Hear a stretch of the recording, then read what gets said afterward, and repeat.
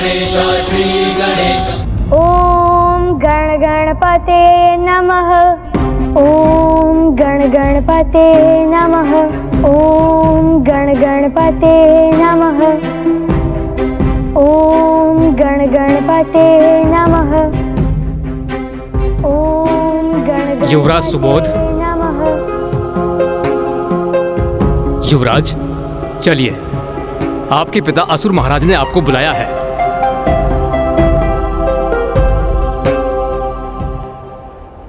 कितनी अद्भुत भक्ति है युवराज की, ज्ञात नहीं महाराज इस भक्ति के लिए युवराज को कितना भयंकर दंड देंगे। उस उद्दंड बालक सुबोध पर तनिक भी ममता उधेड़ने का दुस्साहस मत करना, क्योंकि मैं उसके भले के लिए ही उसके साथ इतनी कठोरता कर रहा हूं, समझी? माँ,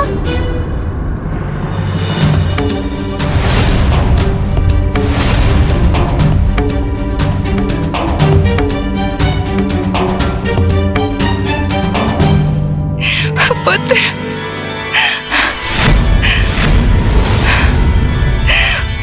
पुत्र। मूर्ख स्त्री तनिक भी नियंत्रण नहीं कर सकती स्वयं पर। मेरा सुबोध। प्रणाम माँ। दखिनी, मेरे आदेश का उल्लंघन मत करो। कोई आवश्यकता नहीं ऐसे अयोग्य पुत्र को स्नेह जताने की। प्रणाम पिताश्री। क्यों युवराज सुबोध, इस राजभवन की सुख सुविधाओं से दूर काल कोठरी रास आई तुम्हें? कल तो बहुत बड़ी बड़ी बातें कर रहे थे तुम, उस गणेश का गुणगान कर रहे थे। अब ज्ञात हुआ उनकी भक्ति से कैसे कष्ट प्राप्त होते हैं। एक अंधकारी कक्ष, भोजन का अभाव, निद्रा और विश्राम के लिए कठोर शिलाखंड। क्यों, इन सब से तृप्त हो गए तुम? हाँ पिताश्री, मैं तो अत्यंत तृप्त हूँ।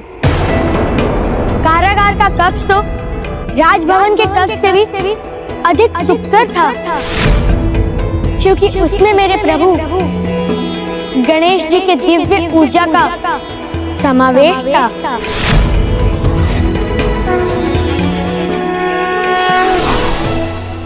और निद्रा, उसका तो मैंने पूर्ण आनंद लिया, क्योंकि माँ के आंचल से उचित स्थान, विश्राम और निद्रा के लिए तो हो ही नहीं सकता।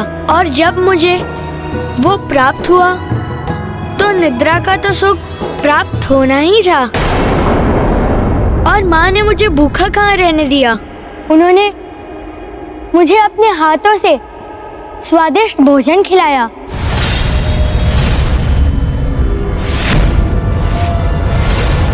डाकिनी, क्या ये सत्य है? हाँ प्राणेश्वर, मुझे क्षमा कर दीजिए। जब मेरा भूखा पुत्र रात्रि में मेरे समक्ष आया तो अपने हृदय को नियंत्रण में रखने का भला क्या उपाय था। ऐसे में एक माँ अपने पुत्र को भोजन कैसे न कराती। सुबोध काल कोठरी से निकलकर राजभवन आया था, उसे आने किसने दिया?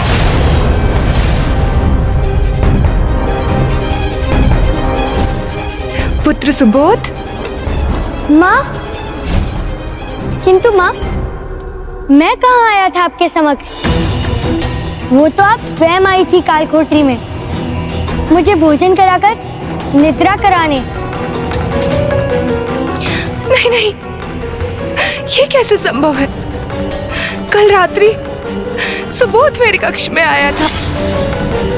सर्वप्रथम उसने मुझे भोजन कराया और फिर मैंने उसे। हाँ, ऐसा ही तो हुआ था। शांत हो जाओ, मुझे मूर्ख बना रहे हो तुम दोनों। ये कैसी बेतुकी बात है? सुबोध काल कोठरी में था तो राजभवन के कक्ष में कैसे पहुंचा? एक ही समय पर दो स्थानों पर कैसे हो सकता है ये? अभी ज्ञात हो जाएगा क्या सत्य है और क्या मिथ्या।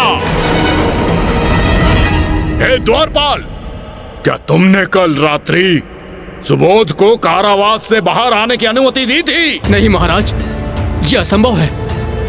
युवराज कहीं नहीं गए थे। मैं संपूर्ण रात्रि बड़ी चौकसी से द्वार की रक्षा कर रहा था और महारानी भी नहीं गई थी कारावास में। यदि कोई कहीं गया ही नहीं था तो फिर ये ऐसा क्यों कह रहे हैं? कैसा भ्रम है ये? आप अभी तक नहीं समझे पिताश्री, ये सब मेरे प्रभु गणेश जी की ही लीला है।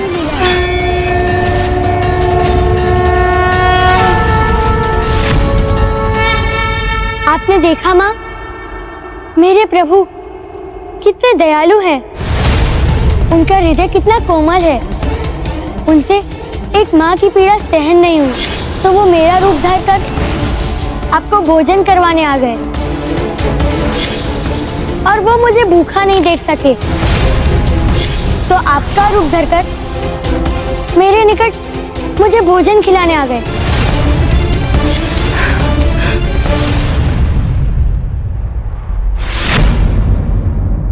महाराज ये सत्य है। कल संपूर्ण रात्रि युवराज गणेश जी की आकृति बनाकर उनकी पूजा करते रहे। युवराज, मेरे शत्रु उस गणेश की पूजा करते रहे और तुमने उसे होने दिया। द्रोही!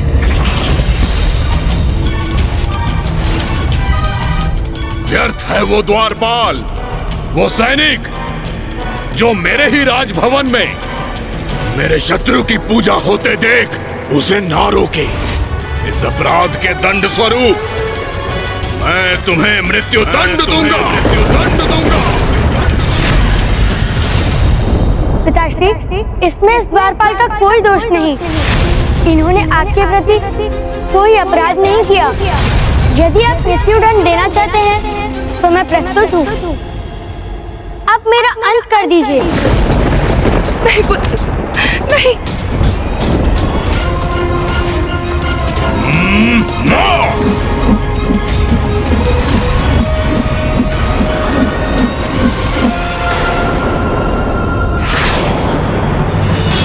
ओम गण गणपते नमः। ओम गण गणपते नमः। ओम गण गणपते नमः।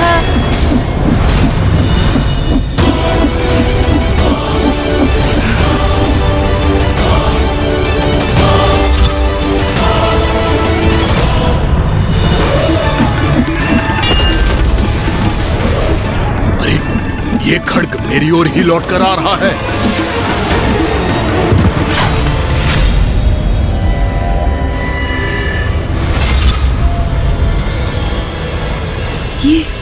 ये कैसी दिव्य अनोखी ऊर्जा का आभास हुआ मुझे मेरे भीतर। ऐसा क्या हुआ था मुझे? मूर्ख स्त्री, अपने पुत्र की रक्षा के लिए तुम अपने पति का वध करने को तैयार हो गई। क्षमा करें प्राणेश्वर, अचानक किसी शक्ति का प्रभाव पड़ा मेरे ऊपर, जैसे तीव्र प्रकाश अचानक मेरे भीतर प्रविष्ट हुआ। मुझे क्षमा करें प्राणेश्वर, मेरा आशय ये नहीं था कि ये अवश्य गणेश जी का चमत्कार था।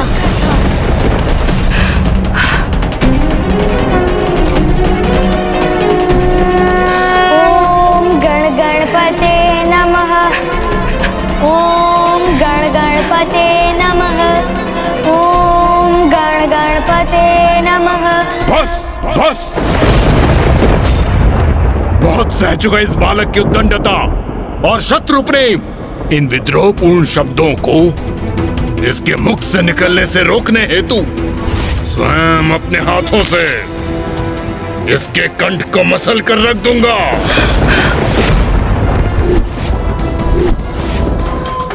नहीं,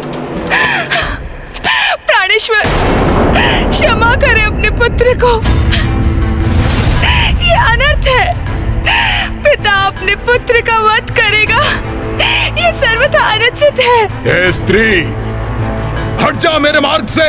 प्राणेश्वर, वो मात्र एक बालक है, आपकी पूजा करता है वो। ये पितृद्रोही मेरी नहीं, मेरे परम शत्रु गणेश का पुजारी है। मुझे एक अवसर दीजिए प्राणेश्वर, मैं उसे समझाऊंगी। मैं उसकी माँ हूँ, वो मेरी बात अवश्य मानेगा।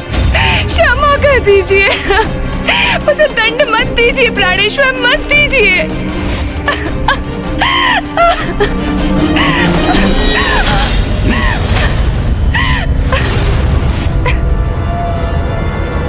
उचित है, एक अंतिम अवसर। जाओ, संध्या तक की अवधि का समय है तुम्हारे पास। समझाओ इसे, उस गणेश की भक्ति का परित्याग करे वो, अन्यथा अगली बार इस पर प्राणघातक वार करने से कोई नहीं रोक सकेगा मुझे।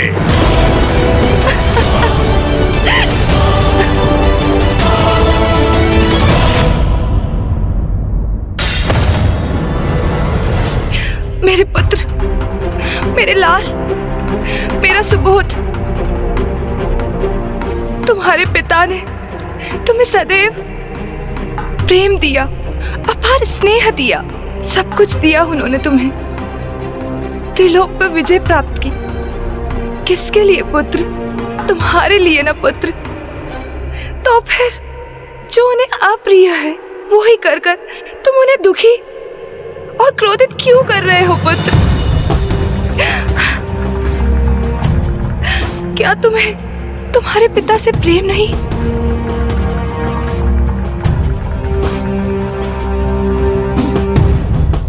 माँ, पिताश्री से मुझे अत्यधिक प्रेम है माँ, इसीलिए तो उन्हें गणेश जी के शरण में आने के लिए आग्रह कर रहा हूँ। पुत्र सुबोध, गणेश तुम्हारे पिता के शत्रु हैं। वो तुम्हारे आराध्य कैसे हो सकते हैं?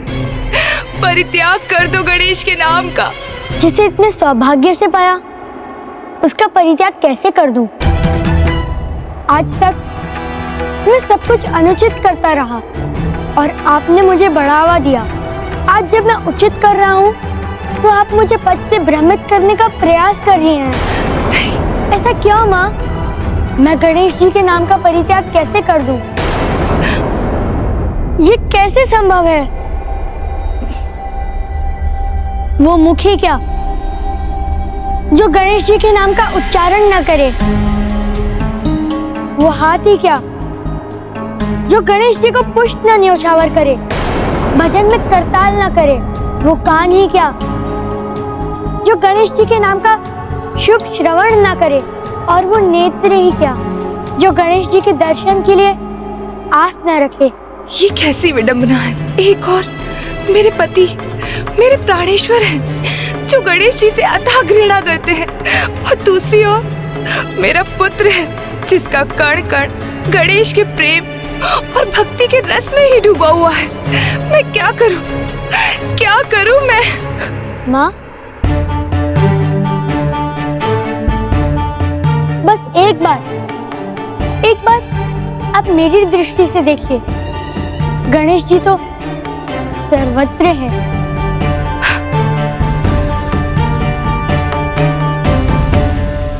ओम गण गणपते नमः। ओम गण गणपते नमः। ओम गण गणपते नमः। ओम गण गणपते नमः।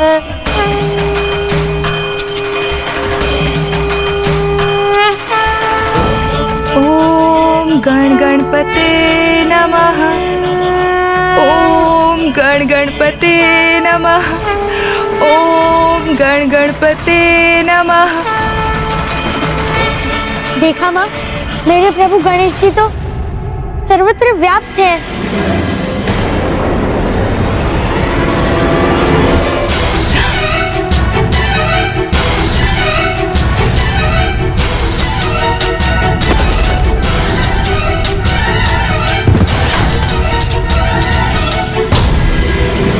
ओम गण गणपते नमः।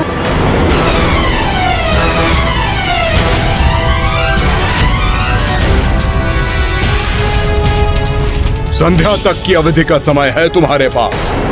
समझाओ इसे कि गणेश की भक्ति का परित्याग करे वो, अन्यथा अगली बार इस पर प्राण घातक वार करने से कोई नहीं रोक सकेगा मुझे। माँ, मुझे ज्ञात है कि आपको मेरी चिंता है, किंतु उसकी कोई आवश्यकता नहीं है, क्योंकि गणेश जी मुझे कुछ नहीं होने देंगे। वो मेरी रक्षा करेंगे माँ। वो गणेश जी ही थे जिन्होंने राजसभा में मेरे पुत्र की रक्षा की, अर्थात संकट मेरे पुत्र को नहीं, मेरे पति को है। यदि मैंने कुछ नहीं किया तो मेरे श्वशुर जी के समान गणेश जी मेरे पति का भी वध कर देंगे। माँ, आप कहाँ जा रही हैं? सहायता प्राप्त करने। ऐसी परिस्थिति में अब केवल वही हैं जो मेरी सहायता कर सकते हैं।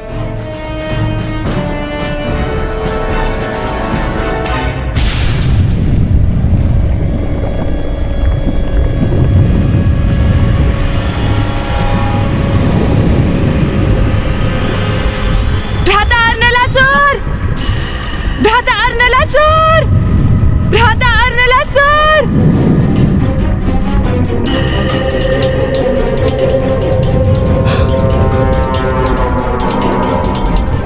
भ्राता अर्नलासुर!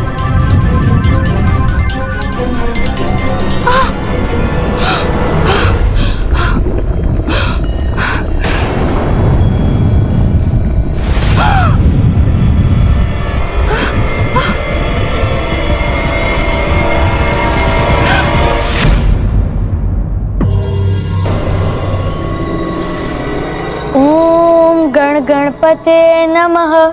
मेरा तो आपसे भी अनुरोध है कि आप सभी प्रकार के मोह के बंधनों से मुक्त हो जाइए, त्याग दीजिए ये सब और गणेश जी की भक्ति में लीन होकर देखिए। महाराज, क्या है? आपकी मूर्ति का निर्माण पूर्ण हो गया है। मूर्तिकारों की प्रार्थना है कि आप एक बार आकर अपना मूर्ति स्वरूप देख लें। कुछ तो शुभ समाचार पड़ा मेरे कानों में।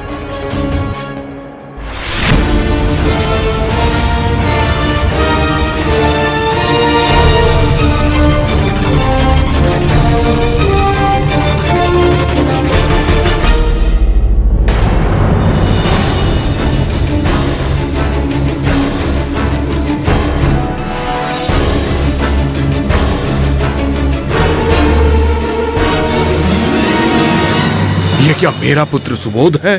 प्रतीत होता है जैसे युवराज कुछ पुष्प भूमि पर रख रहे हैं। वो तो मुझे भी दिखाई दे रहा है मूर्ख, किंतु वो क्यों कर रहा है ऐसा?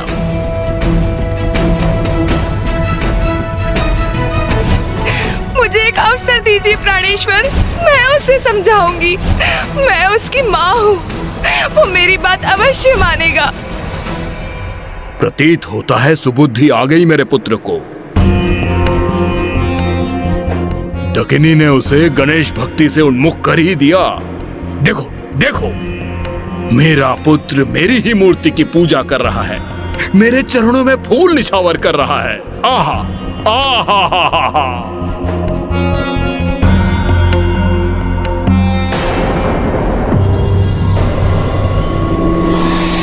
किंतु ये मिट्टी से क्या कर रहा है सुबोध?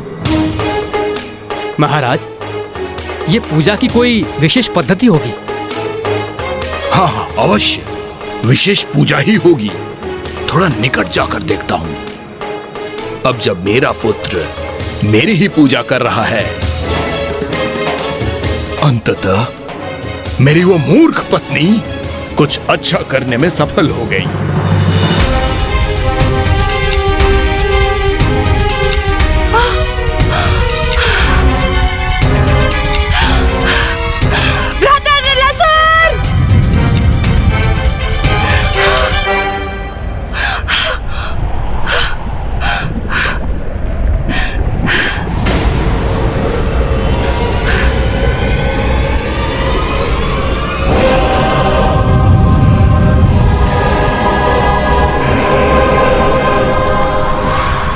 बहना दकिनी।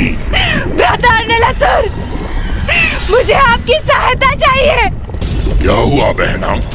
कैसी चिंता सता रही है तुम्हें? मेरा पुत्र सुबोध, वो गणेश के मायावी प्रभाव में है। वो गणेश की भक्ति में इतना लीन है कि उसको उसके सिवाय कुछ दिखाई नहीं देता। प्राणेश्वर, महाराज ज्ञानारी के उस गणेश को सुबोध की बुद्धि से निकालने के समस्त प्रयास व्यर्थ गए हैं। और भ्राता, वो गणेश अत्यंत शक्तिशाली है। उसने बार बार मेरे पुत्र की रक्षा की है। मैंने स्वयं गणेश का चमत्कार अनुभव किया है।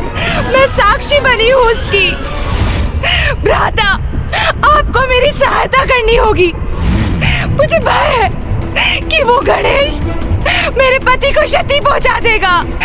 आप चिंतित ना हो बहना, मुझे प्रसन्नता है कि आपने अपने विवेक का सदुपयोग कर मेरे पास आने का निर्णय लिया। अब आप निश्चिंत होकर घर जाओ। आप जब भी मेरा स्मरण करेंगी, मैं आपकी सहायता के लिए उस एक क्षण उपस्थित हो जाऊंगा। धन्यवाद भ्राता। पुत्र सुबोध, मुझे ये देखकर अपार प्रसन्नता है कि तुम मेरी मूर्ति की पूजा कर रहे हो।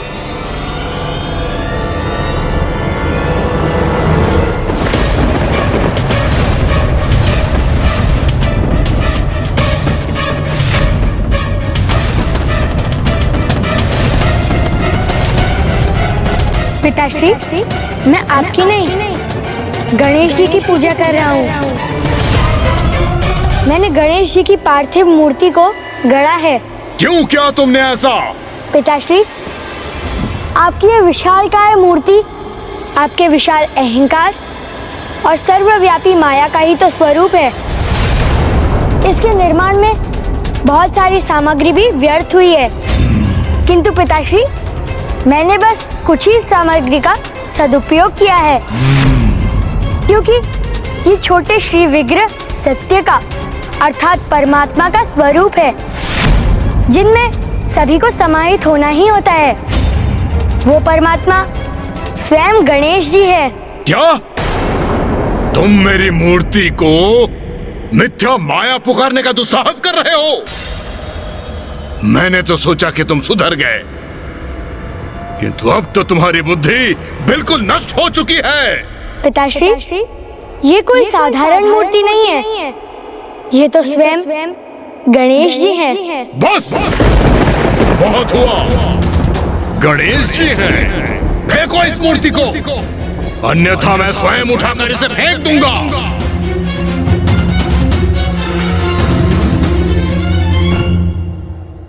पिताश्री, आपके समक्ष स्वयं गणेश जी खड़े हैं और आप इन्हें मूर्ति समझने की भूल कर रहे हैं। इन्हें फेंकना तो दूर, इनकी इच्छा के बिना कोई इन्हें उठा भी नहीं सकता है। इतना विश्वास है तुम्हें अपने गणेश पर? ओम गण गणपते नमः। मूर्ख बालक, मैं अभी तुम्हारे इस विश्वास को खंडित कर देता हूँ। ओम गण गणपते नमः।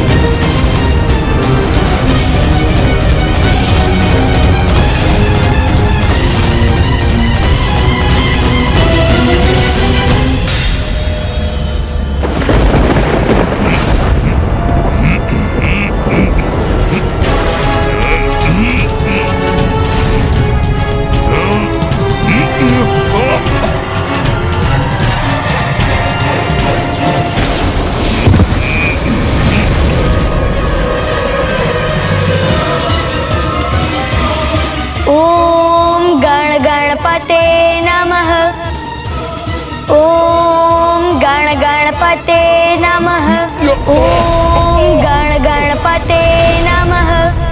ओम गण गणपते नमः। ये अवश्य कोई मायावी मूर्ति है। मायावी नहीं पिताश्री, ये तो शक्तिशाली मूर्ति है। अब आपका परिचय गणेश जी की शक्ति से तो हो गया, किंतु क्या आपको ज्ञात है कि आप गणेश जी की मूर्ति को क्यों नहीं उठा सके? क्योंकि उन तक पहुंचने के लिए आपको अपना अहंकार त्यागना होगा। इनके समक्ष आपको पूर्ण समर्पण करना होगा।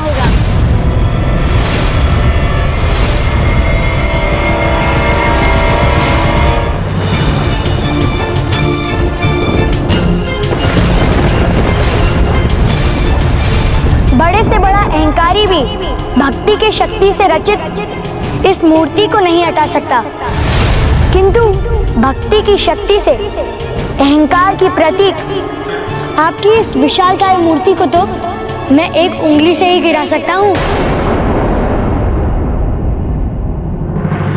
कोई मायावी शक्ति मेरी इस मूर्ति का अहित करना तो दूर, इसे हिला भी नहीं सकती।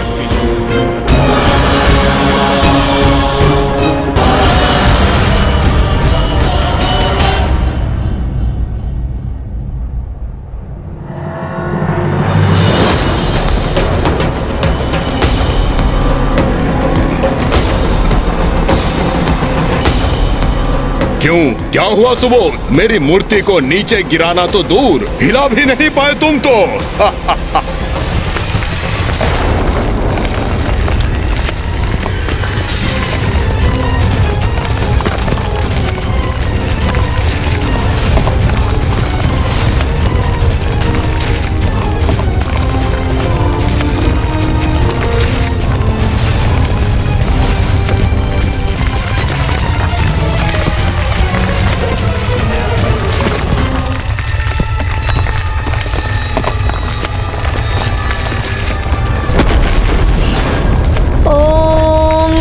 गणपते नमः।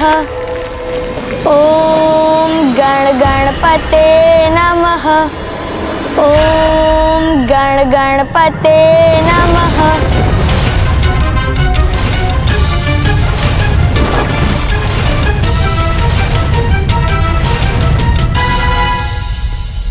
ओम गणपते नमः। गणेश गणेश गणेश, बहुत सुन चुका मैं। इतना विश्वास कहां से उपजा है तुम में? मैं तुम्हारा पिता हूं तो क्या? इस उद्दंडता के लिए मैं तुम्हें दंडित नहीं करूंगा। पिताश्री, मेरे विश्वास का आधार तो गणेश जी के प्रति मेरी भक्ति है। वो मेरी रक्षा अवश्य करेंगे, इसीलिए मुझे विश्वास है कि कोई मुझे स्पर्श भी नहीं कर सकेगा। मूर्ख बालक, उसने मुझे सताने के लिए माध्यम बनाया है तुम्हें। अगर इतना ही शक्तिशाली है तो मेरे समक्ष क्यों नहीं आता? वो कहां है? वो कहां है गणेश?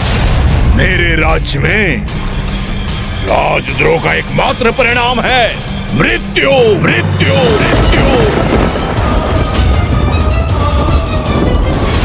गणेश का तो मैं वध करूंगा ही, तो उसके पूर्व मैं तुम्हारा वध करूंगा।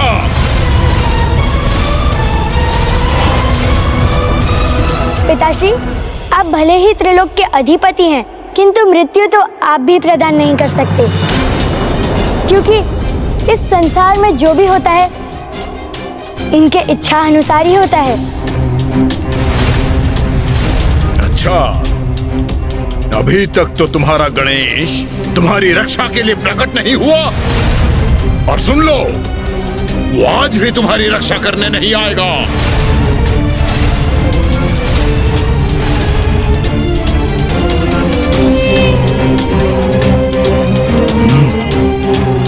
गणेश जी अवश्य आएंगे पिताश्री।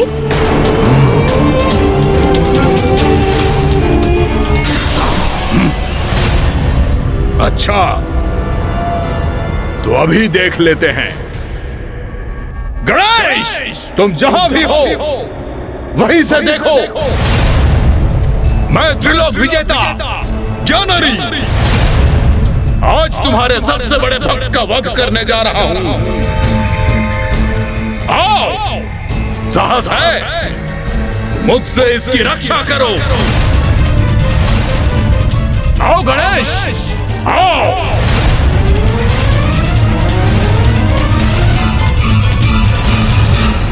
पिताश्री, वो तो सृष्टि के कण कण में है, आप में है, मेरे भीतर है, प्रत्येक निर्जीव वस्तु में भी है। उन्हीं से ही तो सृष्टि की रचना हुई है। तुम अपना विवेक खो बैठे हो सुबोध। अपने नेत्र खोलो और देखो क्या दिखाई देता है। मैं त्रिलोक विजेता, मैं ही सत्य हूँ, मैं ही ईश्वर, और अब मैं तुम्हारा अंत करने वाला हूँ। ओम गण गणपते नमः। ओम गण गणपते नमः। बस, बहुत हुई है माया। अब इस माया और इसके कारण दोनों का अंत करूंगा मैं। ओम गण गणपते नमः। ओम गण गणपते नमः। वो तो सृष्टि के कण कण में है, आप में है, मेरे भीतर है, प्रत्येक वस्तु में भी है। उन्हीं से ही तो सृष्टि की रचना हुई है। तुम अपना विवेक खो बैठे हो सुबोध। अपने नेत्र खोलो और देखो क्या दिखाई देता है। मैं त्रिलोक विजेता, त्रिलोक अधिपति ज्ञानरी, मैं ही सत्य हूँ, मैं ही ईश्वर, और अब मैं तुम्हारा अंत करने वाला हूँ। कहाँ है तुम्हारा गणेश? क्या वो कहीं वायु से अचानक प्रकट होगा? मूर्ख! ओम गण गणपते नमः। ओम गण गणपते नमः। बस, बहुत हुई है माया। अब इस माया और इसके कारण दोनों का अंत करूंगा मैं। ओम गण गणपते नमः। ओम गण गणपते नमः। ओम गण गणपते नमः। ओम गण गणपते नमः। मूर्ख उद्दंड बालक, अब अपनी मृत्यु के लिए तत्पर हो जाओ।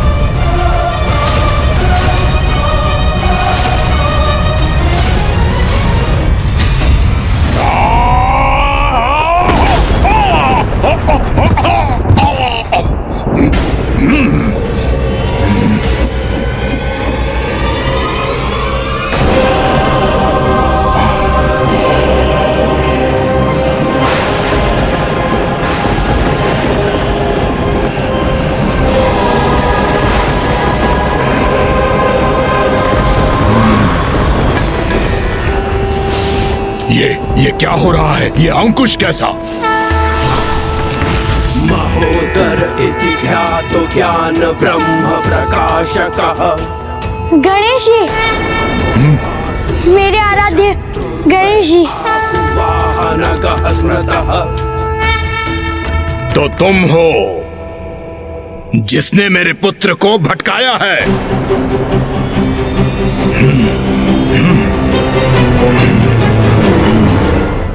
और अब मुझे अपना मिथ्या पाठ सिखाने आए हो। मिथ्या नहीं, जो सत्य है उसी का पाठ तुम्हें सिखाने का समय आ गया है ज्ञानारी। हमने तुम्हें घृणा और हिंसा की विरक्ति से मुक्त करने का प्रयास कर सुपथ पर लौटने का अवसर दिया। हम चाहते थे कि देवताओं और असुरों के मध्य शत्रुता समाप्त हो। तुम्हें तुम्हारे पुत्र ने कितना समझाया ज्ञानारी, तो तुम्हारे नेत्र तो प्रतिशोध के आवरण से ढके हुए हैं। वो सत्य कहाँ देख सकेंगे? तुमने ना ही मात्र देवताओं का अपमान किया, अपितु तुम एक निरंकुश राजा, अहंकारी पति और निर्मम पिता की भूमिका भी निभाई। तुम जैसे क्रूर, दूषित और अहंकारी राजा तो केवल मृत्यु का ही भागी है, और अब तुम्हारी अति क्षमा योग्य तो कदापि नहीं।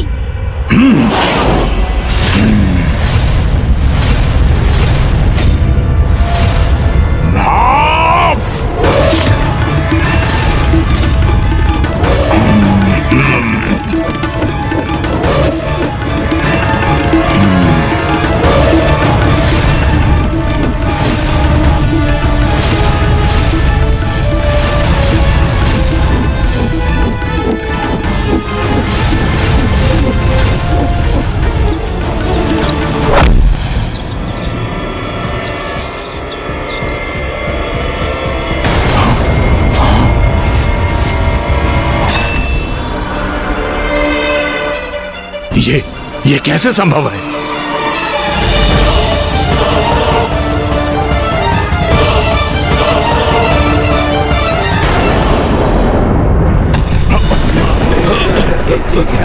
ज्ञान ब्रह्म प्रकाशकः आसुरस्य शत्रुर्वै आहुर्वाहनगः स्मृतः ॐ गजाननं भूतागणाधिसेवितं कपित्थजम्बुफलचारुभक्षणम्। इसके प्रभाव से तो पृथ्वी ही खंडित हो रही है। ईश्वर पाद पंकजम।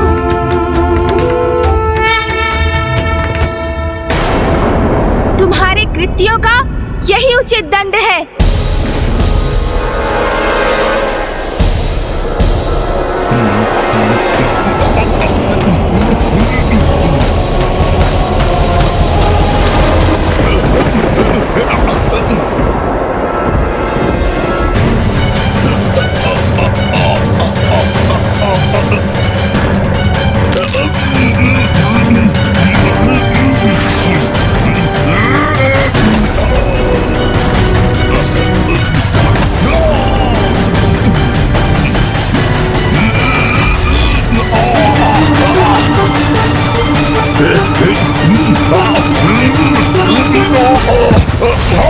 पिताश्री,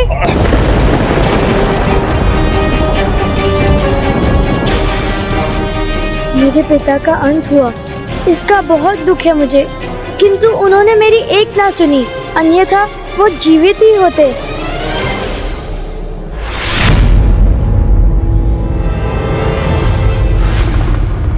पिताश्री, गणेश ने अपने रौद्र महोदर रूप में वध कर दिया उस असुर का।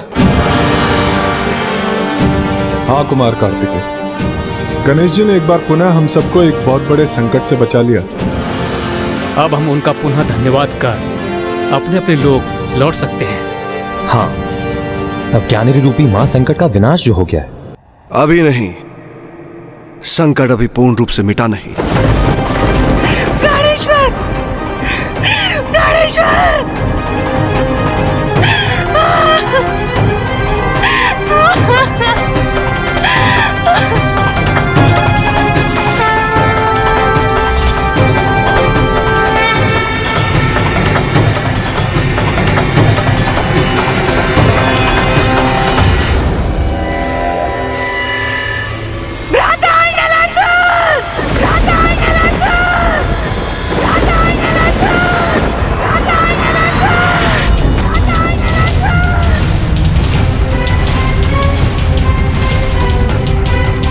पिताश्री, ये देवी दकिनी किसे पुकार रही हैं? कौन है ये अर्नलासुर? देवी दकिनी ने अपने मुंह बोले भ्राता अर्नलासुर का आह्वान किया है। अब ये प्रसंग भी उजागर होने वाला है पुत्र कार्तिकेय। अभी तो गणेश का क्रोध भी शांत नहीं हुआ है। दकिनी का इस असुर को बुलाना कहीं अग्नि में घृत डालने का कार्य न कर दे।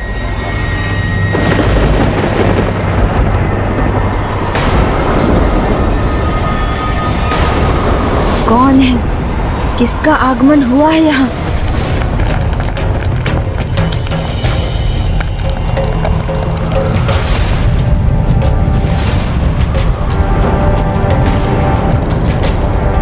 अब मेरा भ्राता अर्नलासुर तुमसे मेरे पति के वध का प्रतिशोध लेगा गणेश।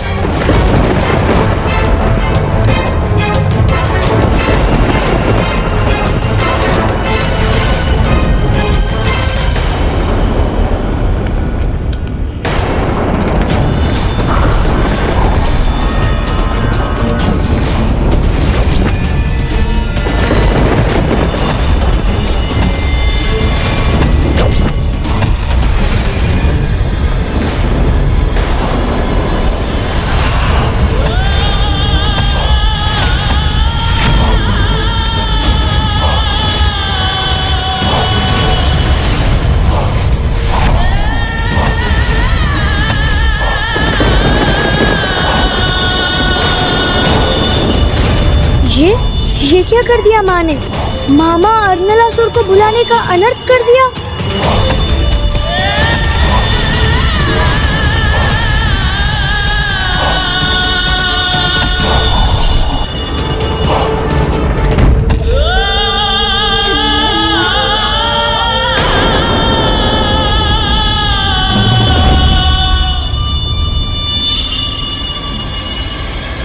अब ये कौन है?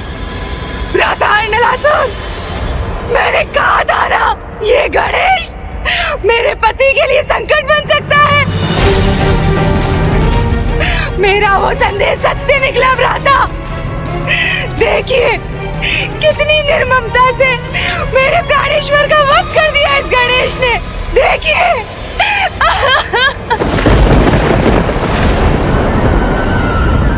बहन दकिनी, जब मैं यहाँ आ ही गया हूँ तो तुम्हारे पति की निर्मम हत्या का प्रतिशोध अवश्य लूंगा।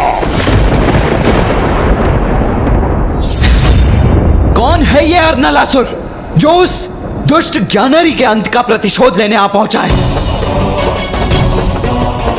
मैं अभी जाकर उसका अंत कर देता हूं। पुत्र कार्तिकेय, मुझे विश्वास है पुत्र गणेश इस अर्नलासुर का सामना करने का भी सामर्थ्य रखता है। हाँ पुत्र कार्तिक, इस समय गणेश अत्यंत विस्फोटक मनोस्थिति में। अब यदि तुमने भी अपने क्रोध पर नियंत्रण खो दिया तो अनर्थ हो जाए। शांत रखो अपने क्रोध पर। माँ, ये कैसा अनर्थ कर दिया माँ? पुत्र सुबोध, मैं जो कर रही हूँ उसमें तुम्हारा कोई भी हस्तक्षेप स्वीकार नहीं करूंगी मैं। मेरी बहन ने मुझे पहले ही सूचित कर दिया था कि कैसे तुमने अपनी माया से मेरे भांजे को अपने माया जाल में फंसाया है। गणेश, मायावी तो तुम हो, ये तो मुझे ज्ञात हो गया था, किंतु तुम तो हत्यारे भी निकले। हत्यारे! तुमने मेरी बहन को विधवा बनाया है। मेरे भांजे सुबोध के सर से उसके पिता का संरक्षण छीना है। इसके लिए मैं तुम्हें उचित दंड दूंगा। मृत्यु दंड, मृत्यु दंड।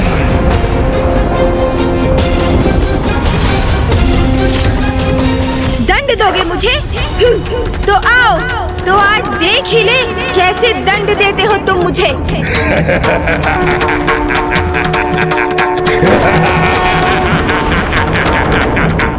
गणेश, प्रतीत होता है तुम्हें मेरे सामर्थ्य का अनुमान नहीं है।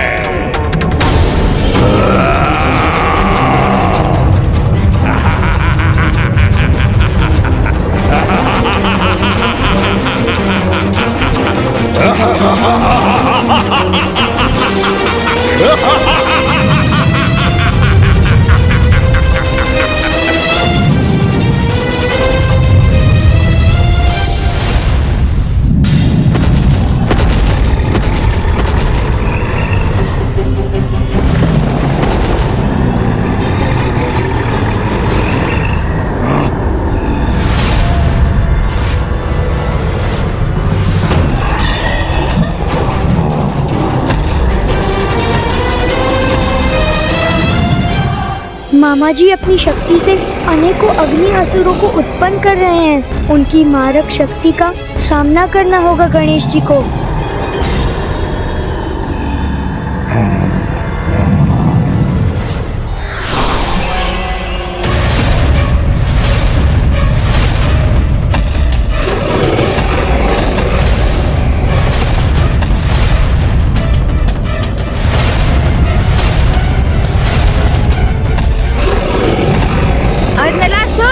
दुष्ट चाहे कितनी भी शक्ति उत्पन्न कर ले, किंतु मैं सदा उसका अंत करता ही हूँ।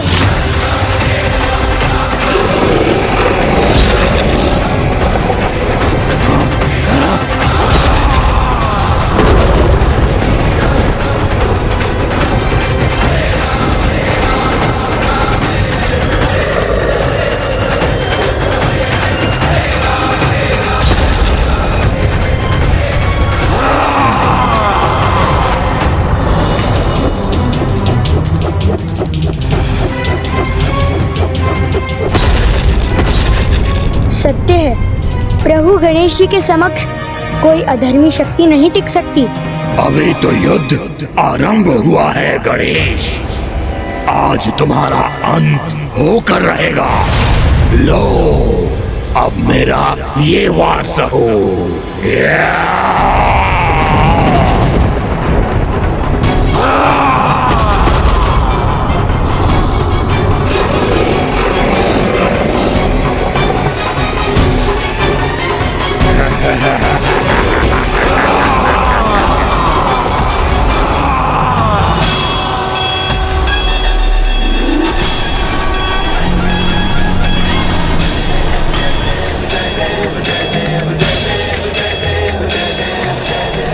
आश्चर्य, इसकी श्वास में ही इतनी अपार शक्ति है।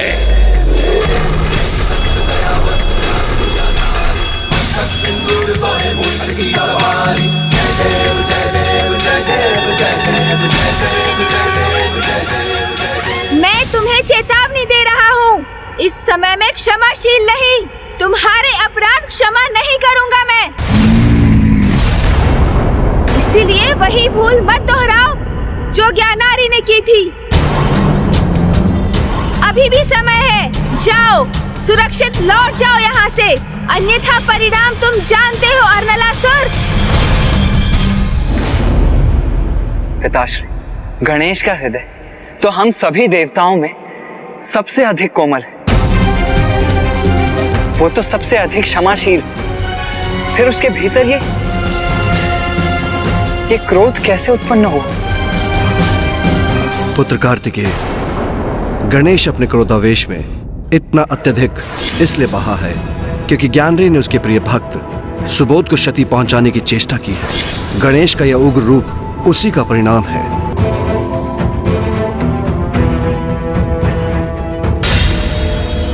भ्राता, मैंने आपसे सहायता की याचना की है, अब अपना कर्तव्य निभाइए। इस मायावी गणेश ने मेरे प्राणेश्वर की हत्या की है, उसको दंडित कीजिए।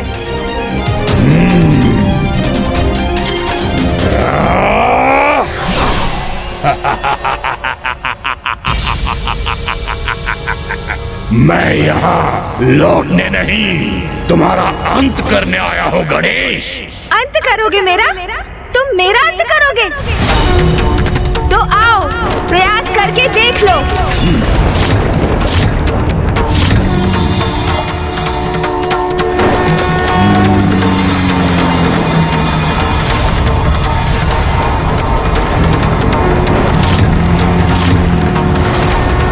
हाँ, यही उचित है भ्राता, अंत कर दीजिए इसका।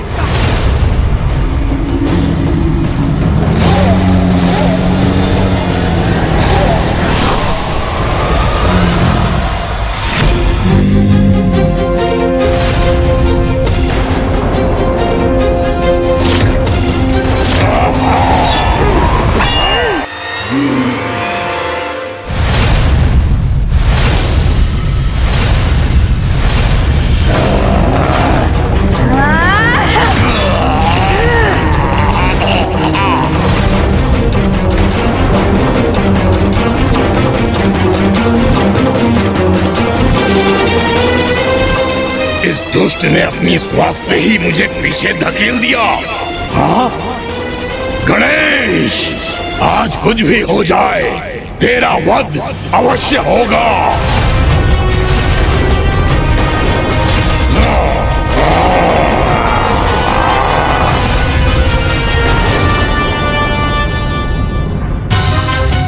ये दुष्ट असुर छल युक्त वार कर रहा है गणेश पर।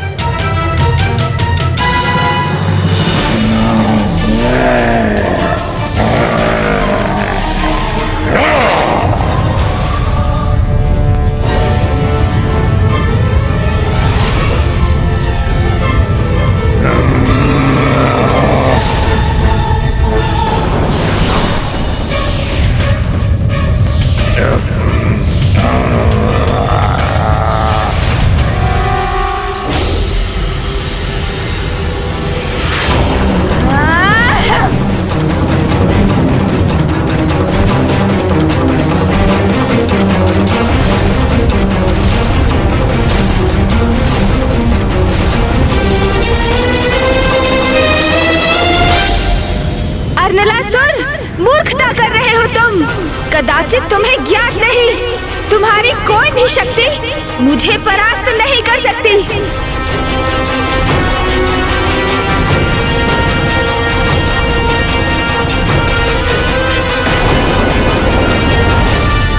तुम मेरा अंत करना चाहते हो ना, किंतु अपने क्रोध में इतने विवेक शून्य हो गए हो तुम कि ये भी भूल गए कि यदि मैं मार्ग से हट गया तो तुम्हारी ये अग्नि वर्षा तुम्हारी बहन और तुम्हारे भांजे अर्थात मेरे भक्त सुबोध को भस्म कर देगी। किंतु मैं अपने भक्त को कोई क्षति नहीं पहुंचने दूंगा। देखा माँ, मेरे प्रभु गणेश जी कितने दयालु हैं। आपने जिन गणेश जी को हानि पहुंचाने के लिए मामा जी को बुलाया था, वही गणेश जी ने मामा जी की शक्ति के वार से आपकी और मेरी रक्षा की है।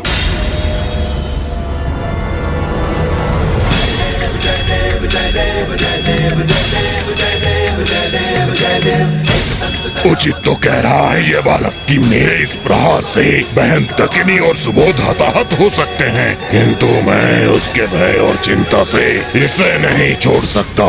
इसे मैं मृत्यु देकर ही रहूंगा। इस युद्ध में तुम्हारे साथ किसी का भी अंत हो जाए तो कोई चिंता नहीं। यदि मेरी बहन और भांजे की भी मृत्यु होती है तो हो जाने दो। अपने प्रतिशोध को पूरा करने के लिए और तुम्हारा वध करने के लिए मुझे यदि ऐसी कोई परिस्थिति का सामना करना पड़े तो मैं करूंगा। नहीं अर्नलासुर, मेरे रहते ऐसा कदापि नहीं होगा। आज यदि यहाँ किसी की मृत्यु होगी तो वो मात्र और मात्र तुम हो। मैंने भ्राता अर्नलासुर को सहायता के लिए बुलाया था, किंतु ये तो अपने क्रोध के आवेश में इतने अंधे हो चुके हैं कि इन्हें अब हमारे जीवन की भी चिंता नहीं रही। हमारा ही जीवन दांव पर लगाने पर तुले हैं ये।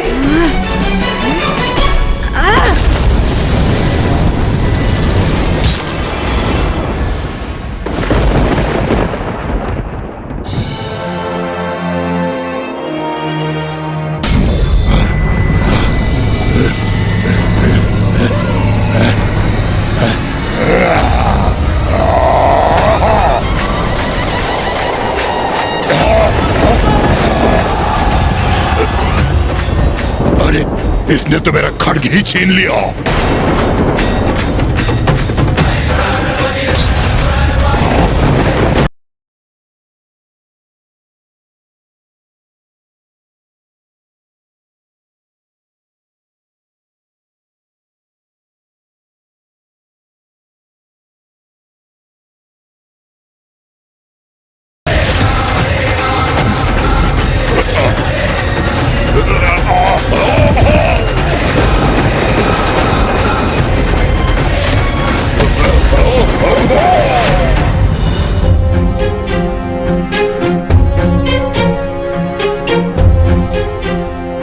कदाचित शीघ्र गणेश जी इस दुष्ट का भी अंत करेंगे।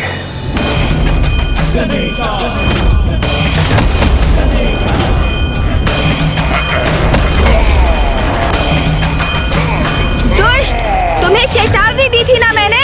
कहा था ना, जहाँ से आए हो वहाँ लौट जाओ, किंतु तुम फिर भी मुझसे युद्ध करने पर स्थित रहे। तो ये लो, अब भुगतो उसका परिणाम।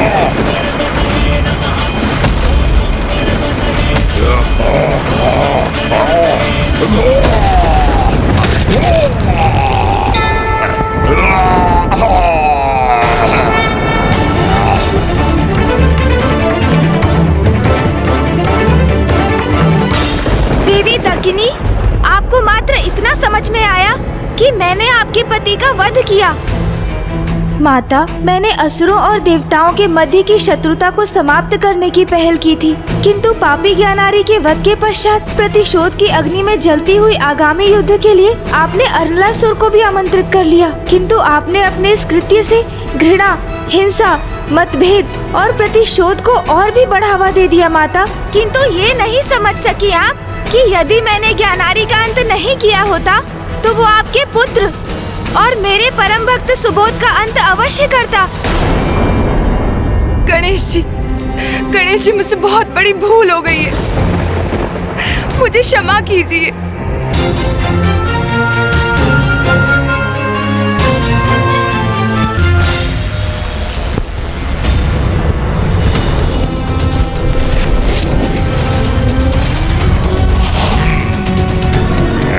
प्रभु, वो देखिए।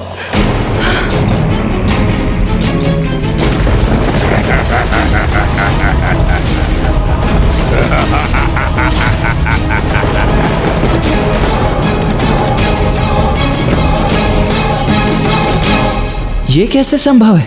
गणेश ने तो अर्नलासुर का अंत कर दिया था, फिर वो पुनः कैसे जीवित हो रहा है? पिताश्री, कृपा करके मुझे बताइए कि कौन है ये अर्नलासुर और क्या है इसका रहस्य? पुत्र कार्तिकेय, अर्नलासुर कोई साधारण असुर नहीं है, वो स्वयं यमराज का पुत्र है।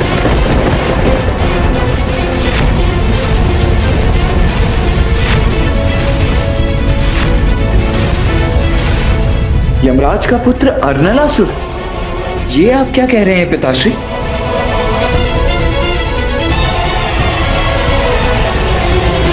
एक बार यमलोक में एक बड़ा उत्सव हुआ। वहां यमराज एक नर्तकी के सौंदर्य से अभिभूत होकर उस पर मोहित हो गए और उन्होंने उस नर्तकी का आलिंगन कर लिया। यमराज के इस अनुचित कृत्य के कारण ही अर्नलासुर का जन्म हुआ, जिसका अस्तित्व ही अनुचित था, जो दुष्टता से परिपूर्ण था, जिसका शरीर शिलाओं और लावा का बना हुआ था, जिसमें क्रोध और उग्रता का ही समावेश था। यदि अर्नलासुर यमराज का पुत्र है तो फिर उसे हम देवताओं की ओर से युद्ध करना चाहिए। हाँ देवराजन, अर्नलासुर में बचपन से ही दुष्टता के चिन्ह थे, जिससे यमराज अत्यंत अप्रसन्न थे, जिसके लिए वो अपने आप को दोषी मानते थे। इसलिए उन्होंने अर्नलासुर को तप करने का सुझाव दिया, ये सोचकर कि शायद तप के प्रभाव से वो सुधर जाए। किंतु वो कहां सुधरने वाला था। एक दिन अपने पिता से क्रोधित होकर उसने यमलोक का भी परित्याग कर दिया। असुर गुरु शुक्राचार्य को अर्नलासुर में देवताओं को पराजित करने का एक शक्तिशाली अवसर दिखाई दिया, इसीलिए उन्होंने उसको अपना शिष्य बनाया और उसका मार्गदर्शन किया और उसे कठोर तप करने के लिए कहा। तब अर्नलासुर ने ब्रह्मदेव की कठोर तपस्या की, जिसके फलस्वरूप ब्रह्मदेव ने उनको एक वरदान दिया। वरदान? कैसा वरदान? अर्नलासुर को यह वरदान प्राप्त है कि उसका अंत किसी भी अस्त्र शस्त्र से नहीं होगा। उसका वध करने हेतु उसकी रगों में बहते लावे को शोक कर बाहर निकालना होगा। इसलिए उसकी रगों को लावे से रिक्त करना होगा।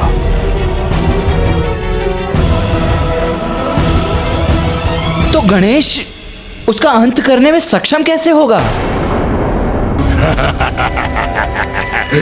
क्या हुआ गणेश? तुम्हें क्या लगा तुमने मेरा वध कर दिया?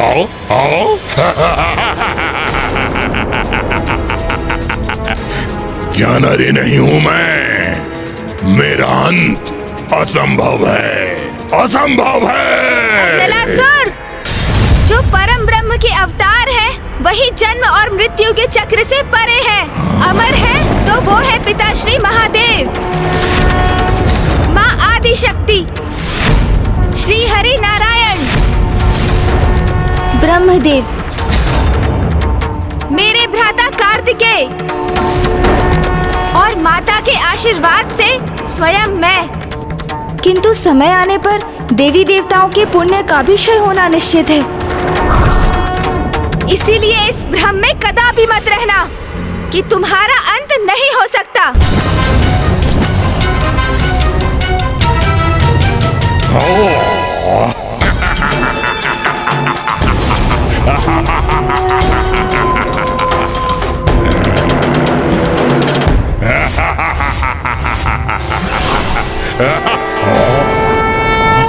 श्री गणेश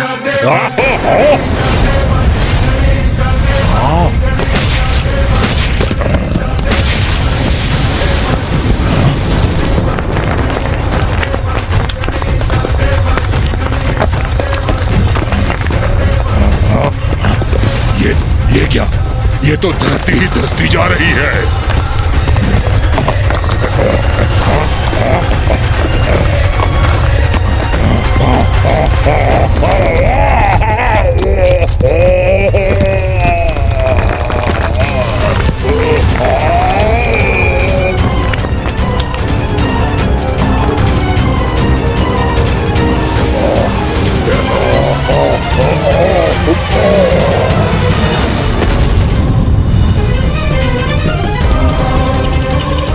कदाचित ये दुष्ट अनलासुर पुनः अपना शीश नहीं उठा सकेगा।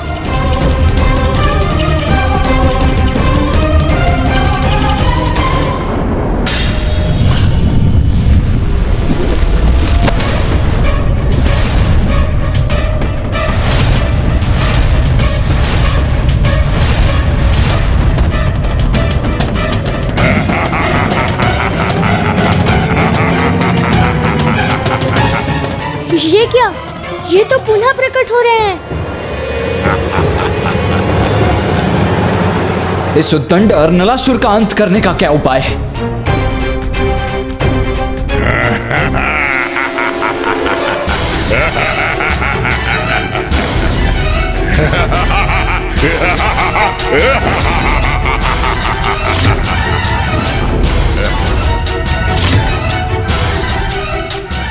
आश्चर्य, मेरे इतने प्रहार के पश्चात भी इस पर कोई प्रभाव नहीं पड़ा। इसका अर्थ है कि अर्नलासुर का वध मेरे परशु प्रहार से नहीं हो सकता। इसके लिए तो मुझे कोई अन्य युक्ति ही सोचनी होगी। कहा था तुम्हें कि मेरा अंत असंभव है। हाँ? मेरा वध तुम नहीं कर सकते। असंभव है मेरा वध करना।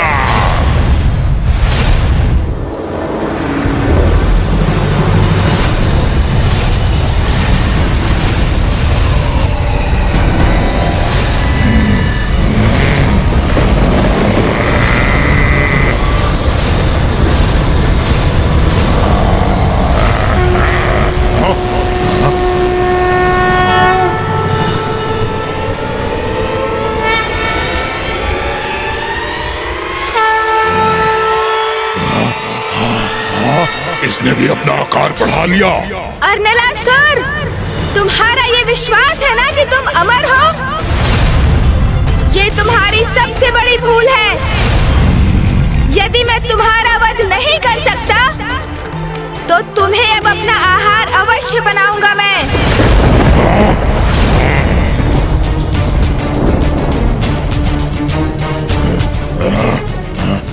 गणेश तो अर्नलासुर को निकलने वाला है।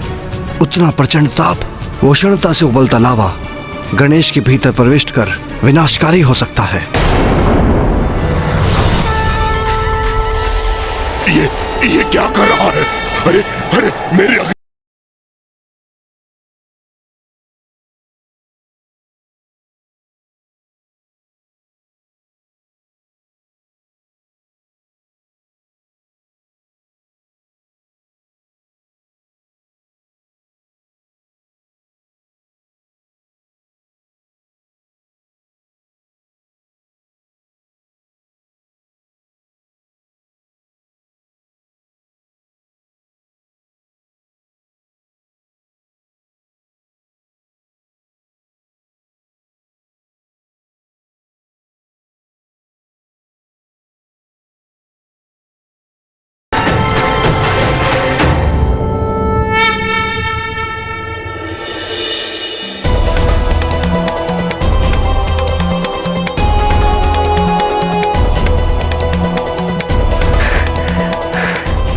अंततः गणेश ने अर्नलासुर का अंत करने का उपाय ढूंढ ही लिया।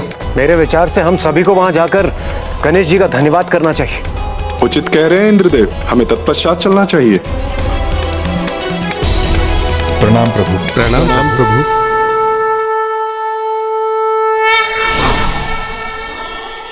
गणेश शीघ्र कैलाश लौटे। मैं उसकी विजय के उपलक्ष्य में उसके लिए स्वादिष्ट व्यंजनों का भोग तैयार करूंगी। हाँ देवी पार्वती, पुत्र गणेश इतना बड़ा कार्य कर लौट रहा है। हाँ देवी पार्वती, अब आपको उसके लिए भिन्न भिन्न प्रकार के मोदक बनाने की तैयारी करनी चाहिए।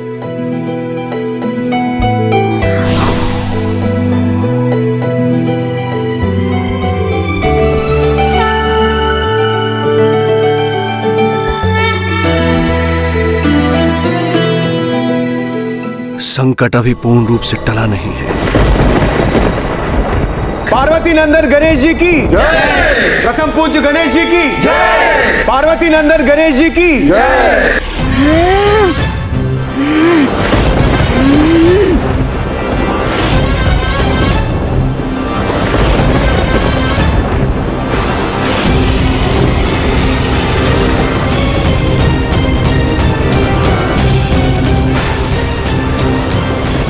प्रतीत होता है गणेश जी का क्रोध अभी शांत नहीं हुआ।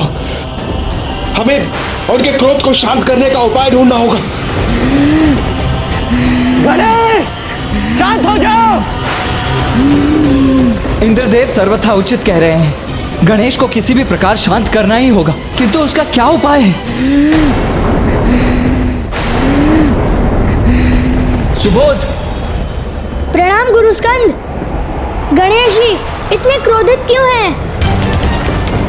पुत्र सुबोध, तुम गणेश जी के सबसे प्रिय भक्त हो।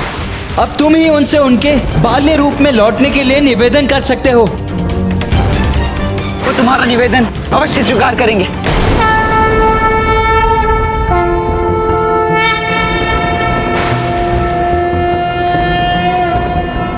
महोदर इति ख्यातो ज्ञान ब्रह्म प्रकाशकः मोहसुरस्य शत्रुर्वै आखुवाहनगः स्मृतः ॐ गजाननं भूतां गणाधिसेवितं कपित्थजम्बूफलचारुभक्षणम् उमासुतं शोकविनाशकारकं नमामि विघ्नेश्वरपादपङ्कजम्।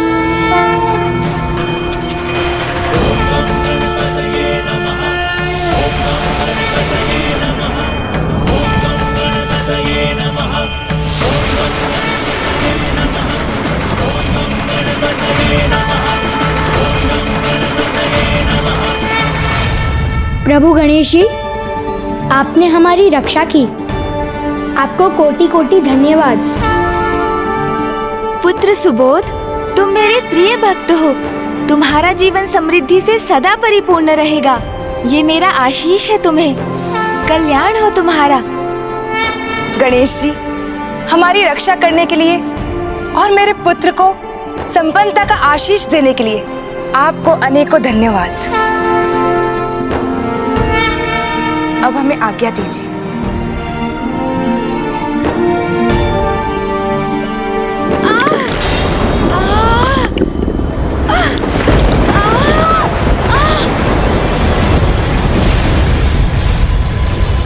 नहीं, कुछ नहीं। प्रतीत होता है मुझे भूख लगी है। प्रथम पूज्य गणेश जी, अनलासुर का अंत कर सृष्टि की रक्षा की, आपको कोटि कोटि धन्यवाद। आपकी कृपा से ही हम ज्ञानरी और अर्नलासुर के संकटों से मुक्त हुए हैं प्रथम पूज्य गणेश जी। आपकी इस कृपा के लिए हम सभी देवताओं की ओर से आपको कोटि कोटि धन्यवाद। प्रथम पूज्य गणेश जी की जय। प्रथम पूज्य गणेश जी की जय। प्रणाम गुरुदेव। आयुष्मान भव पुत्र।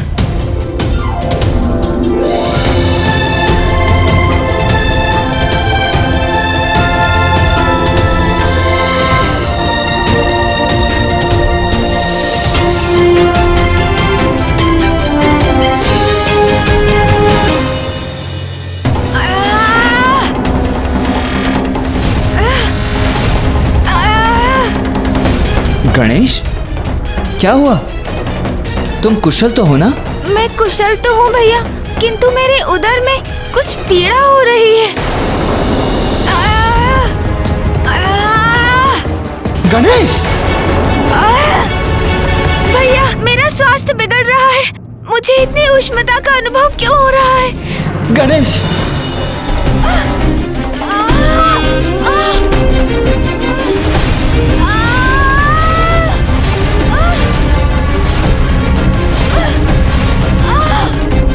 मेरे तन से प्रवाहित होने वाला ये ताप मुझे पीड़ा दे रहा है।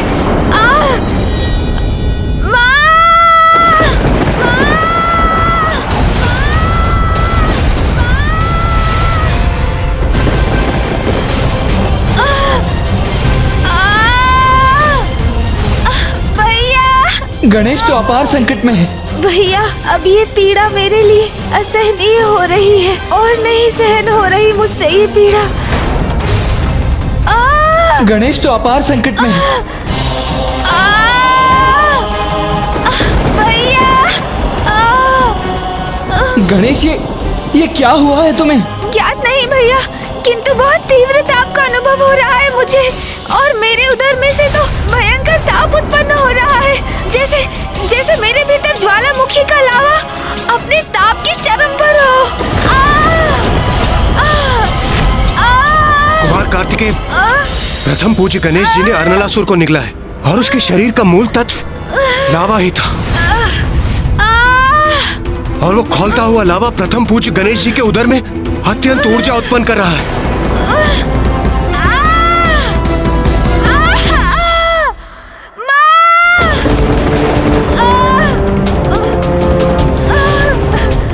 गणेश पीड़ा से माँ को पुकार रहा है। मुझे यथाशीघ्र कैलाश लौटकर माँ को सूचित करना चाहिए।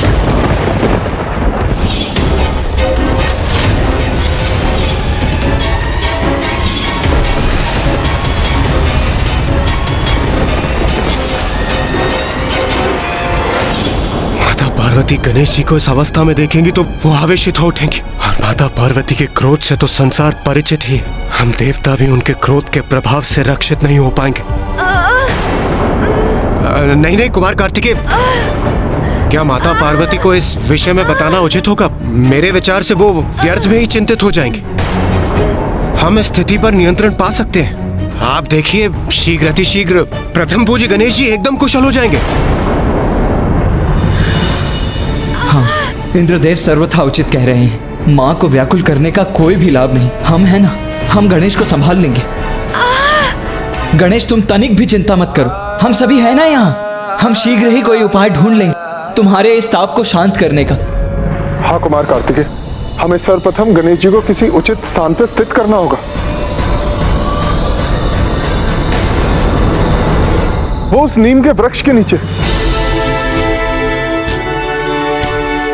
गणेश जी उस नीम के वृक्ष की छाया में बैठेंगे तो उनके स्वास्थ्य में अवश्य सुधार होगा। हाँ सूर्यदेव, यही सर्वथा उचित रहेगा। आओ गणेश, आओ मेरे साथ।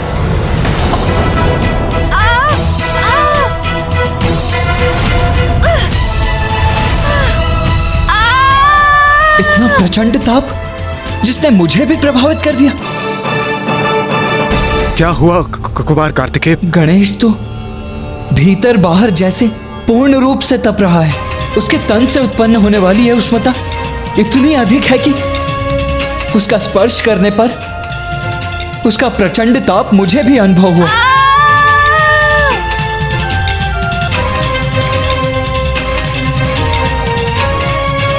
फिर इस ताप को कैसे शांत करेंगे हम?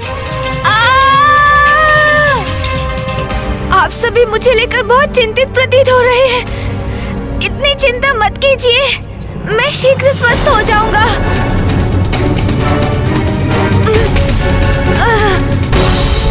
गणेश जी! नहीं भैया, नहीं भैया नहीं, ऐसे तो आपका हाथ भी इस ताप से प्रभावित हो जाएगा। ये प्रचंड ताप तो मेरे लिए भी असहनीय हो रहा है, किंतु मुझे इसे सहन करते हुए अनुज की सहायता करनी ही होगी। इसके अतिरिक्त और कोई अन्य उपाय भी नहीं है। नहीं गणेश, कुछ नहीं होगा मुझे।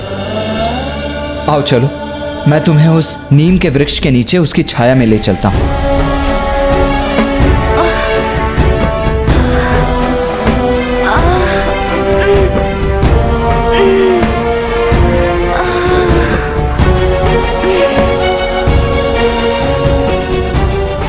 कदाचित यहाँ गणेश जी को थोड़ी शांति प्राप्त होगी। नीम वृक्ष की छाया का शीतल प्रभाव कुछ तो लाभ अवश्य करेगा। आओ अनुज गणेश, यहाँ पर अपना स्थान ग्रहण करो।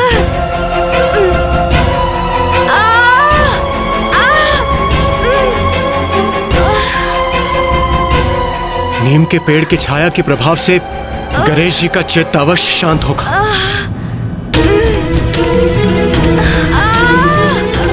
गणेश जी, इस पेड़ की छाया में बैठकर क्या आपकी स्थिति में कोई सुधार हुआ है? हाँ, ये नीम वृक्ष की छाया तो अवश्य शीतल है। इसका अर्थ है उपाय कार्य कर रहा है। नीम की शीतल छाया से गणेश भी शीतल हो रहा है।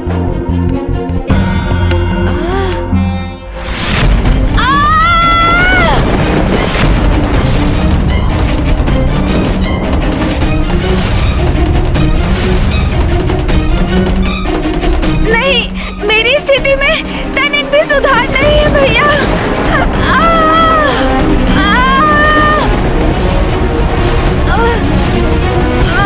क्या करूं? गणेश को इस कष्ट से मुक्ति कैसे दिलाऊं? तत्काल हमें गणेश के लिए वायु झरना चाहिए। नहीं उचित उपाय।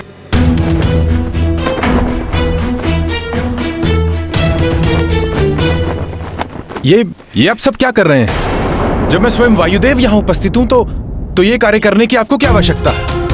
वायुदेव तो सर्वथा उचित कह रहे हैं। आइए वायुदेव। आप सब पीछे हट जाइए, मैं अभी शीतल वायु प्रवाहित करता हूँ। हाँ, उचित है।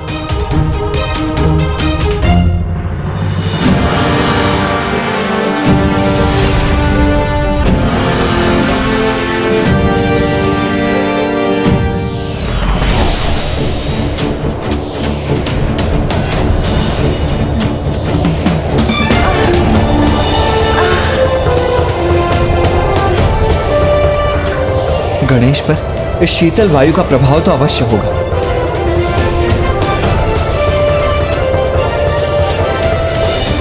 प्रतीत होता है ये युक्ति सफल हो रही है। मेरी शीतल पवन गणेश जी को अवश्य उनके भीतर के ताप से रक्षित करेगी। अब मैं ऐसी शीतल वायु उत्पन्न करूंगा जो उन्हें सभी ओर से घेर लेगी।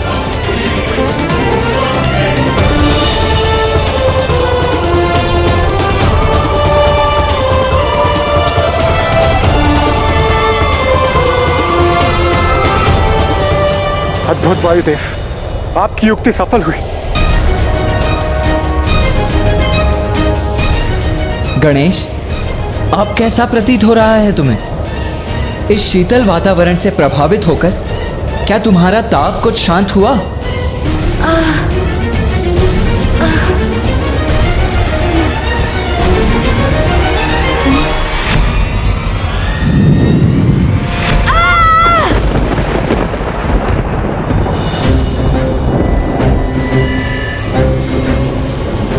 मेरी शीतल वायु का प्रभाव भी नष्ट हो रहा है। ये हिमकंद भी पिघल रहे हैं।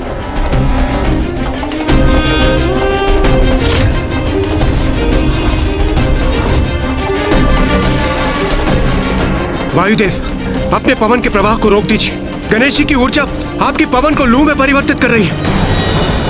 कुछ क्षणों के लिए तो उचित लग रहा था भैया, किंतु ये ताप पुनः उभर रहा है। बहुत कष्ट दे रहा है ये ताप मुझे।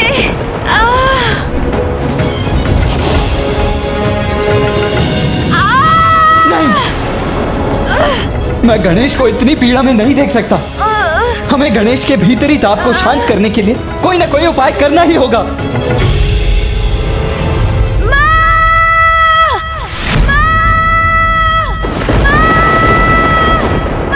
पुत्र गणेश,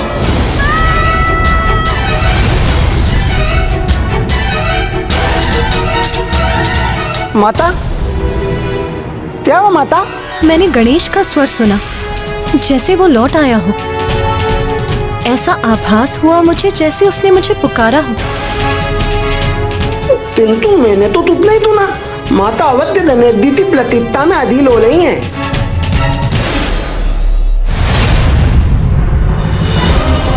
यदि उमा को ज्ञात हो गया कि गणेश का उदर अर्नलासुर के लावा से भरा है तो वो अत्यंत व्याकुल एवं उग्र हो जाएंगी। मुझे ही गणेश की कुशलता का कोई उपाय करना होगा, और जब वो पूर्ण रूप से स्वस्थ होकर कैलाश लौट आएगा तब हम उमा को इस घटना का विस्तृत विवरण दे सकते हैं। चंद्रदेव,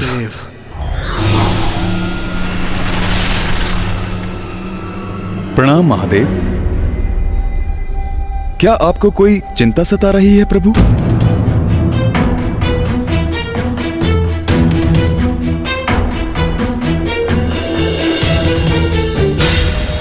मेरे भीतर का ताप मुझे शांत नहीं होने दे रहा है भैया। मैं क्या करूं? मैं क्या करूं? इस विकट स्थिति से अनुज गणेश को कैसे निकालूं मैं?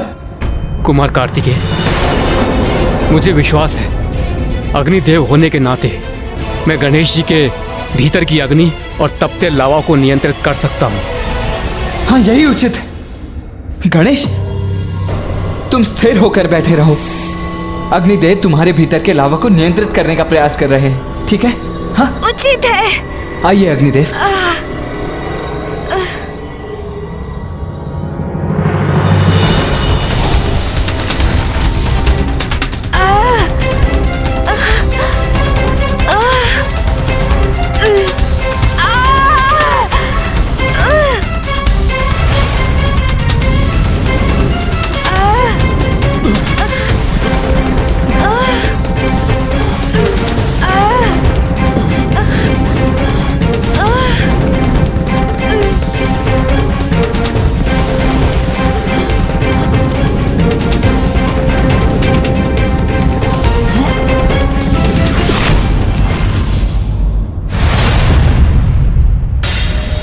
क्या हुआ अग्निदेव?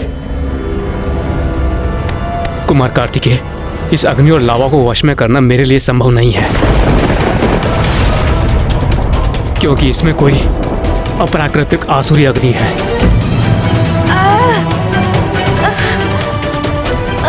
तो फिर क्या करें हम? गणेश को इस पीड़ा से मुक्ति दिलाने की अब क्या युक्ति शेष है? नहीं। चंद्रदेव, आप यहाँ? प्रणाम गणेश जी।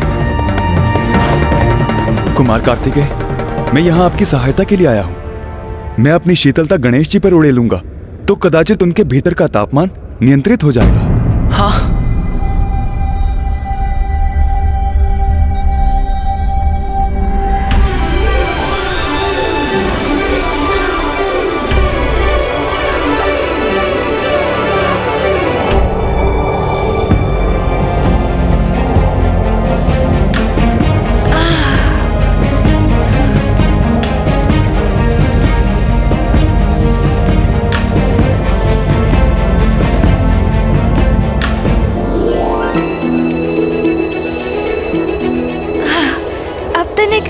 कुशल अनुभव कर रहा हूँ।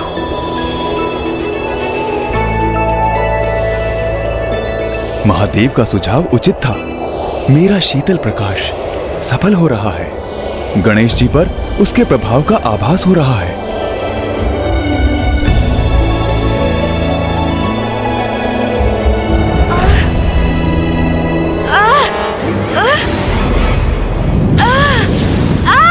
देवगण बचिए!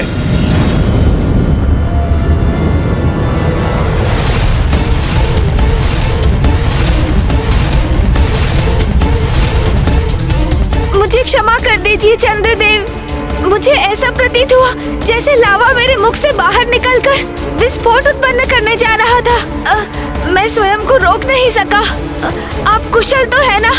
गणेश जी, मैं तो सर्वथा कुशल हूँ, किंतु दुख मात्र इस बात का है कि मेरा शीतल प्रकाश आपको शीतलता प्रदान करने में असमर्थ रहा।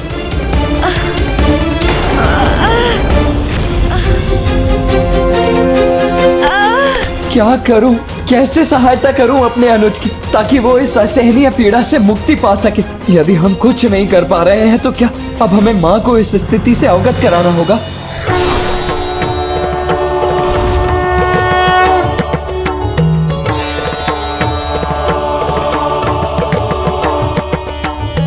पिताश्री, ये देखिए ना गणेश को क्या हो गया।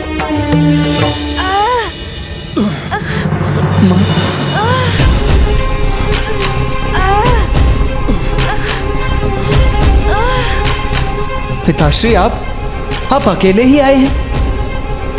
माँ नहीं आई आपके साथ? पुत्र कार्तिकेय, मैंने अभी तक उमा को इस परिस्थिति से अवगत नहीं कराया है।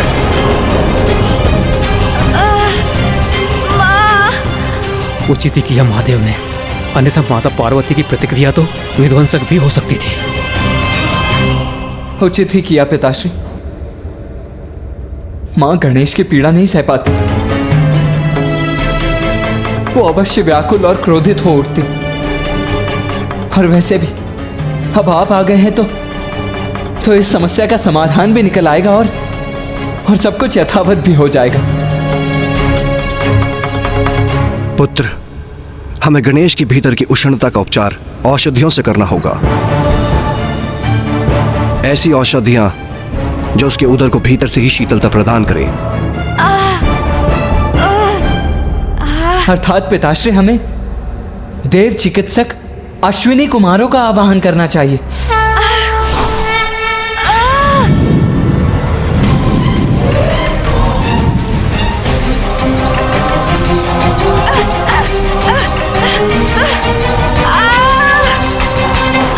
गणेश की पीड़ा बढ़ती जा रही है, उसका कोई उपचार सुझाइए।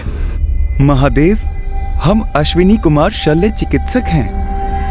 गणेश जी की ये अवस्था देखकर हम शैल्य प्रक्रिया से इनके भीतर का लावा बाहर निकाल दें।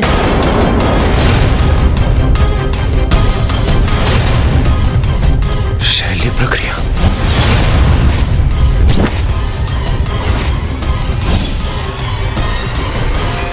मैं शैल्य चिकित्सा कदापि नहीं करवाऊंगा। महादेव, हमें शल्य चिकित्सा का परित्याग कर धन्वंतरी जी का आवाहन करना चाहिए। उन्हें औषधियों का ज्ञान है, वो अवश्य कोई ना कोई ऐसी औषधि बताएंगे जिससे गणेश का उदर शांत और स्थिर हो जाए। हाँ मामा जी, धन्वंतरी जी की औषधि ही उपयुक्त होगी, उसी से मेरी अवस्था में सुधार होगा।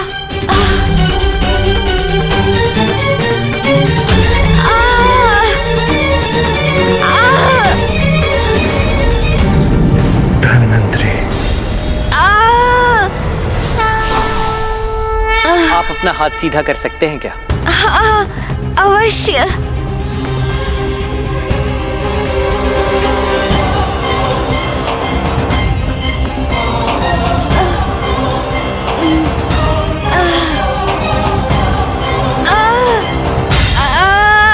गणेश जी का तापमान तो बहुत अधिक है, इनके भीतर का लावा उबल रहा है। धन्वंतरी जी, अब आप ही कोई उपचार कीजिए।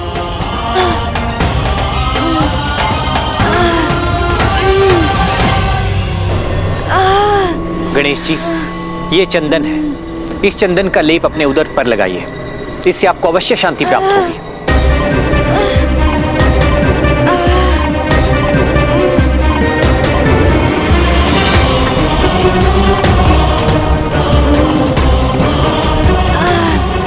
गणेश, अब कैसा प्रतीत हो रहा है तुम्हें?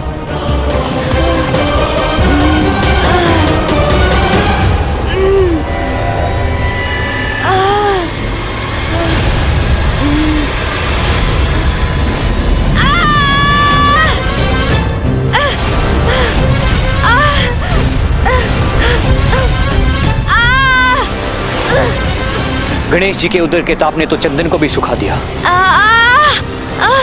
पर कोई बात नहीं, मैं कोई अन्य उपचार करता हूँ। शीघ्रता कीजिए, अब ये पीड़ा मुझसे सहन नहीं हो रही है। ये ताप तो बढ़ता ही जा रहा है। माँ!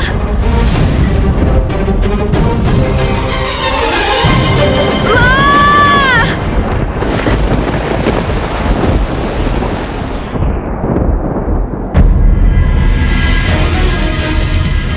आकाश में ये लालिमा क्यों छा रही है? पुत्र गणेश और पुत्र कार्तिकेय को तो अब तक लौट आना चाहिए था, फिर उन्हें इतना समय क्यों लग रहा है? गणेश जी, ये लौकी और केवड़े का रस है, हम इसे आप पर छिड़केंगे जिससे आपको अवश्य शांति प्राप्त होगी।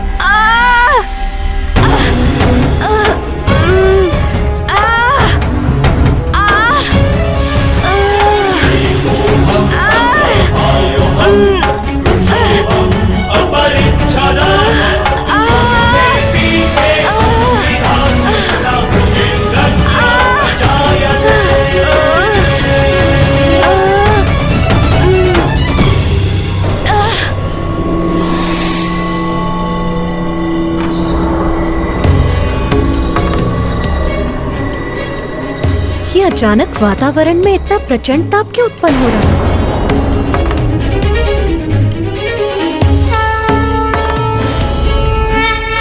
धन्वंतरी जी, इससे तो कुछ भी नहीं हो रहा है। ये बूंदे तो मेरे तन पर तनिक भी नहीं टिक रही है। मेरे तन का स्पर्श करते ही सूखकर वाष्प बन रही है। स्थिति और भी गंभीर होती जा रही है।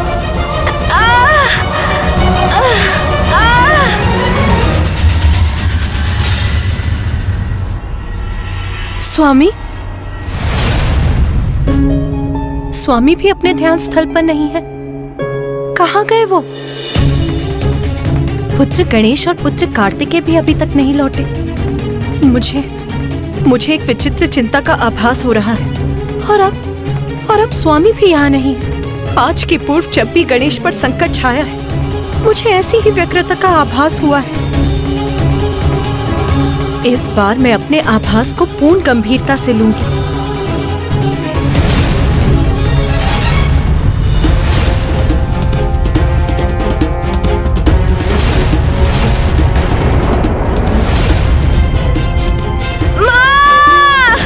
पुत्र गणेश,